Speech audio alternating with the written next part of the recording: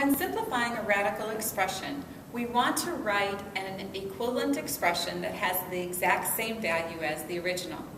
Now be careful to keep these directions separate from the idea of when they ask you to approximate a radical. If they want us to approximate a radical, I want to go to the decimal approximation and round it to whatever number of decimal places that are specified.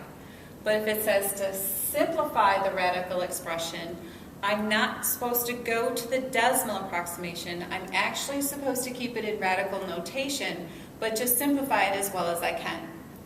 Now, simplifying a radical, one of the first things you want to make sure is that no identical factor happens the same number or more times than the index underneath the radical. If there is a specific number of identical factors that happen as same as the index, then you could actually bring that number out in front of the radical in its simplified form. The easiest way to see that many times is to take your radicand, the number that's under the radical, and break it down into its prime factorization to see what you have. Well, let's look at our radical 54 for my first example of the cubed root of 54. Now, if I'm going to the prime factorization, I know 54 is 9 times 6. 9 is not prime, it's 3 times 3, but 3 is prime and 3 is prime. 6 isn't prime, that continues to factor as 3 times 2, where 3 is prime and 2 is prime. Now all of my ends of my branches are prime numbers, so I have the prime factorization of 54. Now 54 was under the cube root, so that's where I want to write its replacement of prime factored form. So I have 3 times 3 times 3 times 2.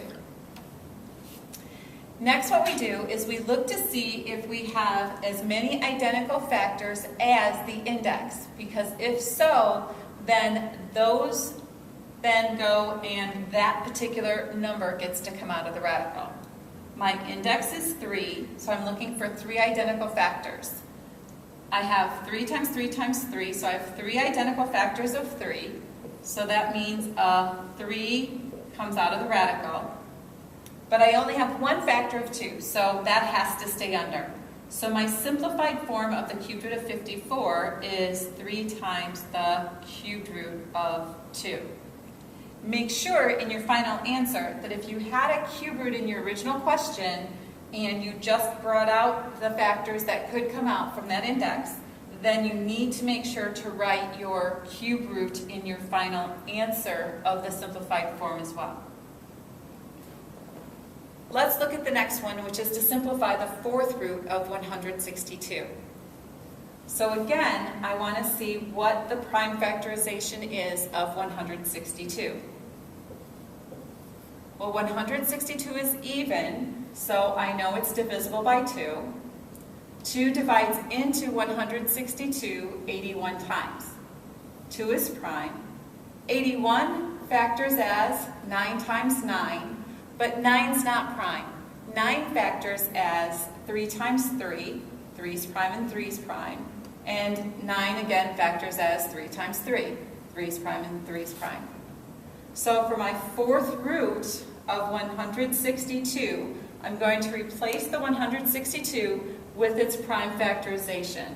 And it's 2 times 3 times 3 times 3 times 3. Now this one has an index of 4, so I need 4 identical factors under the radical to bring that number out. I don't have enough 2's, but I have 1, 2, 3, 4 3's. So here 3 gets to come out, and I have the fourth root of that 2 has to stay under. So that simplifies as 3 times the fourth root of 2. Our last example in this segment is to simplify the cubed root of 250 x to the 7th y to the 20th. Now again, because I have a numerical coefficient of 250, I do want to go down to the prime factorization of it and then see how many I might have of identical factors. And if I have 3 identical factors underneath the cube root, I get to bring that number out. Now I could